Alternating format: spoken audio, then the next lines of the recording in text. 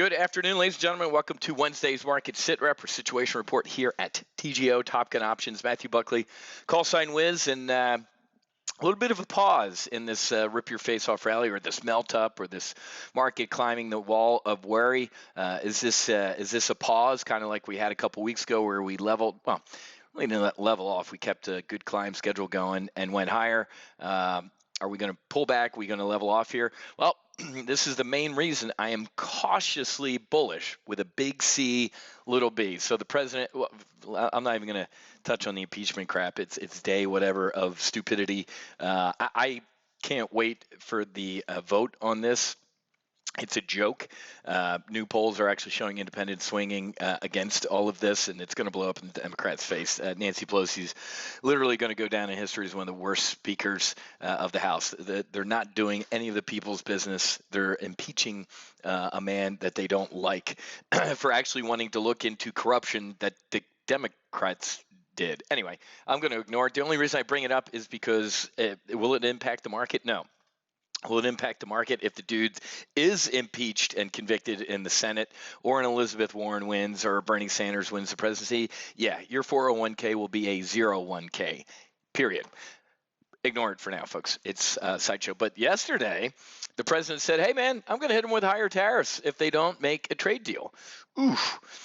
If we don't make a deal with China, I'll just raise the tariffs even higher. So this was yesterday. Got a little bit of a waiver. In the old days, what would have happened? We would have been down 500, 600, 700 points on the Dow easily.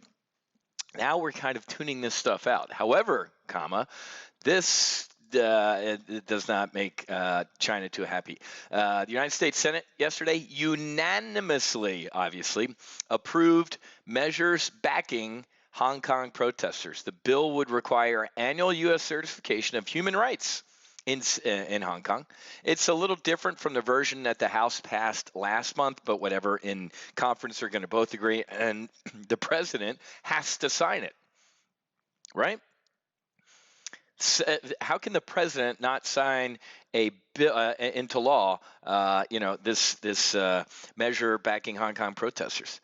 If he does, the Chinese will not want to do a trade deal. So this is again, I've briefed you on this for a long time here, folks. This has nothing to do with trade. It has everything to do with Hong Kong. It has to do with Taiwan. It has to do with China's strategic dominance in the region. So if this gets to the president's desk and he signs it, you can kiss this deal goodbye. This dude who's the kind of mouthpiece for China on Twitter, he said he's the editor of the Global Times. He's taunting U.S. farmers. Wait for a trade deal before getting bigger tractors. Few Chinese believe that China and the U.S. can reach a deal soon. Given current poor China policy of the U.S., people tend to believe the significance of a trade deal, if reached, will be limited.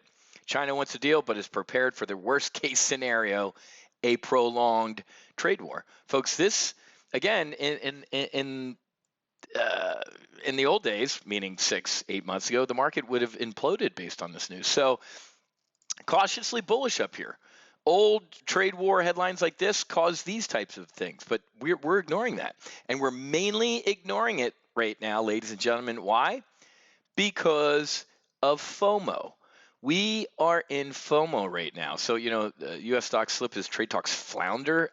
Okay. Last time I heard that was that word was like watching Animal House. Really not floundering here. The Dow being down 75. Futures are down a hell of a lot worse. Woke up in the morning. Dow's only down about 75 right now. S&P's off about 6. Really not floundering. So we're in a FOMO rally. We're in the fear of missing out rally. A lot of fund managers who have underperformed year to date are looking to juice their portfolios before the end of the year, so they can look good in their prospectus that, hey, no, look, we had some good stocks in our portfolio, even though they bought them in November, December. Okay. Also, we had blowout earnings today on Target and Lowe's. So what a difference a day makes. Yesterday, what was it, Kohl's and Home Depot, horrible earnings. And the market was like, whoa, wait a minute. And now today we got Lowe's and Target. earnings top estimates despite revenue shortfall, and their outlook was fantastic. Same thing with Target. Their outlook, their third quarter earnings were awesome. The sales smashed analyst expectations, and they raised their full year profit outlook. So I think, the little bit of a flounder, so to speak, in this market right now on trade is being kind of this thing's being taken out of it based on these really good earnings. I'm telling you, folks, we're in a FOMO rally. But let's take a look at this. VIX futures hit new record short. Is a historic volatility squeeze coming? The answer is absolutely yes. This market's going to go up in November, December. It's going to implode in January, period. This market is not going to go up in November and December and keep going up in January. I'm telling you, that's not going to happen. Look at history. Since we've been keeping records of a market, take a look at what happens most of the time in a November or December. You get people beating each other up the day after Thanksgiving to save $10 at Target on a TV, right? Cyber Monday now. Apparently those idiots don't have computers because you don't have to leave your house to ever shop again to get good deals. But if you want to go, beat up your fellow man to save $10, knock yourself out. So we're going to have this November, December Santa Claus rally and volatility. Let's take a look at the VIX. VIX. VIX is actually down a little bit today, right? The market's down and the VIX is down. How often does that happen? It's essentially flat. This is the longest period, extended period of low volatility that I've seen in years. And extended periods of low volatility end up doing what? Ending. And they usually end with a holy crap moment, a big freak out. Take a look, cut this month, essentially. Cut that and try and paste it somewhere in the VIX here. Show me the last time we had an extended period of low volatility. The last time I remember an extended period, especially November, December, of low volatility was here, 2017, and holy crap, the VIX went up 79%. Trust me, folks, cocktail parties, dude, Chad and Biff are standing there talking about how they're shorting volatility. Shorting volatility right now is a great trade until it isn't, and it blows you out and your portfolio is at zero. Do not do it. It is time to get long volatility. We talked about this yesterday in the primary live trade brief, getting long volatility out to January. It's going to happen, folks. I feel it in my bones, man. Trust me. When the hair on the back of my neck stands up, it's time to get nervous.